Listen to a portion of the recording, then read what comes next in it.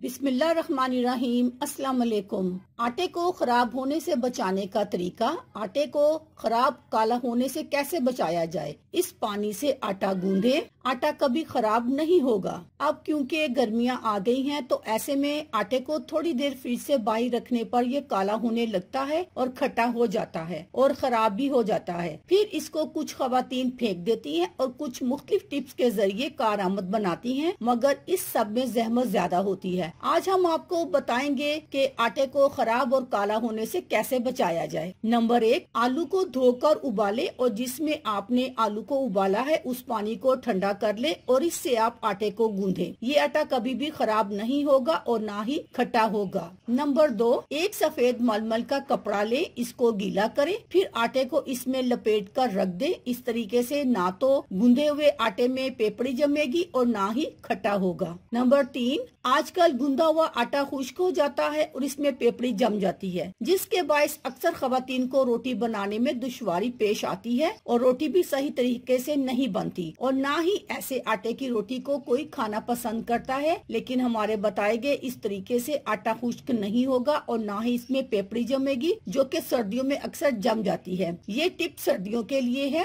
आटे को गूंदते वक्त इसमें थोड़ा सा तेल शामिल कर दें। आटा नीम गर्म पानी से गूंदे ताकि ये नरम रहे और खुश्क होने के इम्कानात कम हो जाएं। नंबर 4, गूंदा हुआ आटा खुश्क होने से बचाने के लिए हमेशा नम कपड़ा यानी कि गीले कपड़े से ढक कर रखें। इस तरीके से गूंदा हुआ आटा खुश्क नहीं होगा और ना ही इसमें पेपड़ी जमेगी। रोटी या पराठा भी नरम और मजेदार बनेगा। अल्लाह हाफिज।